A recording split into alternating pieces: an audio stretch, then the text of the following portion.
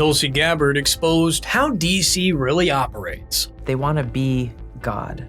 And they really do, at their heart of hearts, hate this country and what it stands for. During a recent appearance on Sean Ryan's show, Tulsi pulled back the curtain on Washington, explaining how parties keep members in line and how lobbyists have far more influence over Congress than most Americans realize. So, if you enjoy content that cuts through the noise, hit that subscribe button and let's jump right into it. Talking about taking God out of everything. Yeah. Where are these agendas stemming from? It comes from people who ultimately want to be God. They want to be the ultimate master. They want to be the ultimate creator. They want to be the controller of all that they survey. So yes, it's people who believe that they are they know what's best for our country more than we do. So they try to take away our ability to make choices for ourselves because they don't want us to make wrong choices. They try to control what information we see and don't see because they know what's best for us, that they need to curate that so that we're protected from violent speech or hate speech or misinformation or disinformation, all of these things that they label to try to silence certain people's voices or certain narratives. If you really think about it, that's only one way they try to shape reality. Another one is through the constant effort to influence how people think and behave, with the end goal always being the same, affecting how we vote and who ends up in power. Just look at the endless outrage cycle in the media. Every day, there's a new thing you're supposed to be angry about. Social media has played a major part in it. And it wasn't that long ago that big tech executives were practically hand in glove with people in DC, taking down posts and deplatforming users the government didn't want around. Tulsi then got into how party leadership keeps members in line behind the scenes. And honestly, it's pretty wild when you hear it all laid out. How many of these people are there? There are definitely politicians out there who are just parroting the talking points because they're lazy. And they're just trying to go along to get along, and they're just trying to keep their job, and they care more about keeping the job than actually speaking the truth. And it's what we talked about. You don't want to be ostracized in Washington. You don't want to be cast out. They see what happens to people like me and what the Democratic Party did to me, even as I was in Congress and I was running for president on the Democratic ticket. They are terrified. They care more about what their friends think of them and what those little circles of backslapping that take place in Washington, D.C., than they do about truth and common sense and actually caring for our kids and caring for our young women and girls and caring for the people in our country. Duh. A perfect example played out not that long ago with Eric Swalwell. For years, he did everything party leadership wanted. Whether it was pushing the Russiagate narrative, leaking stories to the press, or serving as one of Pelosi's most reliable henchmen, he was always there when called upon. But the moment Democrats started recalibrating for the California governor's race, he was tossed aside almost overnight. Now, this isn't to say anything he was doing was right, but from what's being reported, Eric's behavior was sort of an open secret in Washington. So why now? It's definitely something to think about.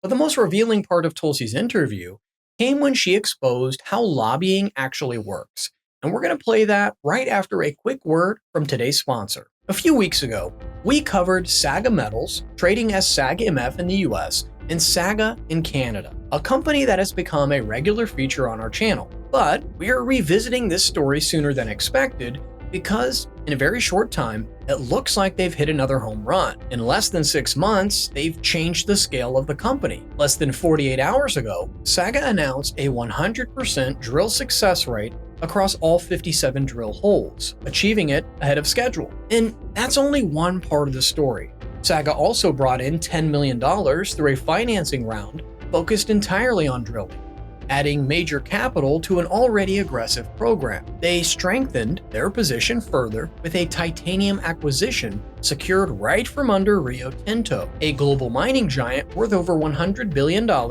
in the same district as the largest titanium mine on the planet. Then came the Wolverine Project, expanding Sega's footprint inside one of the region's most important mineral belts. So, why is this happening so fast? Simple, titanium, and critical minerals have become national priority. Between Project Vault, executive orders, and billions in government support, Washington is aggressively pushing to secure domestic supply chains. Even the State Department is now coordinating with 55 foreign ministers on a critical mineral strategy. Saga is positioning itself directly where policy, capital, and defense demand are moving. And so far, they've over-delivered in the first half of 2026. So, if you want to learn more about this story, check out the link in our description. Now, back to the video. I want to know how the lobbyists approach.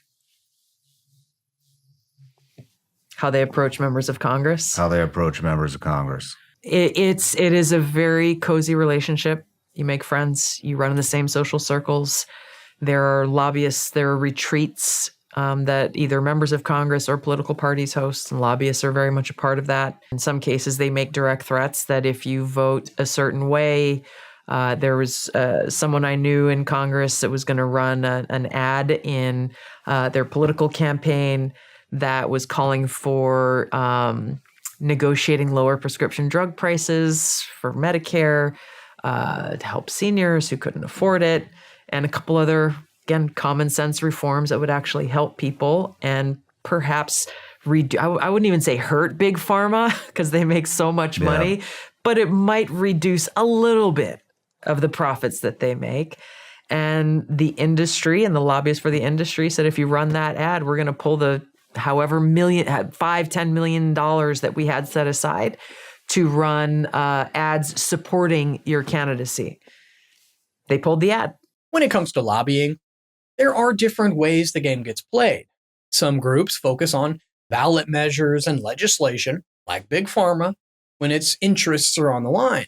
Then there's AIPAC, which seeks to primary any candidate that opposes its view of U.S. foreign policy. For instance, in the 2024 cycle, they spent millions against candidates who were critical of Israel, and they actually managed to unseat 2 squad members, Jamal Bowen and Cori Bush. Now, I disagree with both of them far more than I agree, but it's hard to argue that there isn't a problem when a well-funded outside group can dramatically reshape a race simply by flooding it with money. That's not exactly what the Founding Fathers envisioned. Tulsi described another method private interests get pushed in Washington, and calling it disturbing, that's an understatement.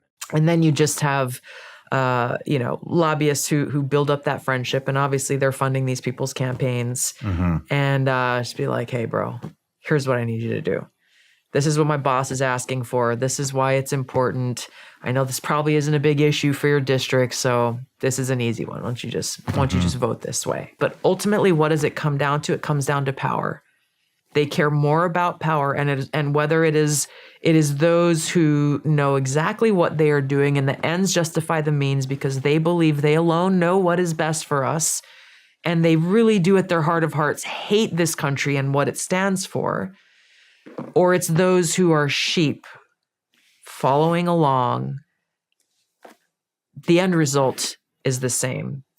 Both groups of these people are people who swore an oath to the Constitution like you and I did, and who are defying and breaking that promise in the oath that they swore and the promise that they made to those who voted for them to serve in office. Yeah, and I know people have a right to petition their government. That's not an issue. I don't care about it. The problem is what lobbying has evolved into over the years, because in far too many cases, it seems to push lawmakers towards decisions that benefit powerful interests rather than the people they were elected to represent. It doesn't matter whether it's Big Pharma, insurance companies, the military-industrial complex, or any number of well-funded groups. There seems to be a pattern that's pretty hard to ignore. More and more, our government is starting to look less interested in serving the public and more like a tool for advancing private interests.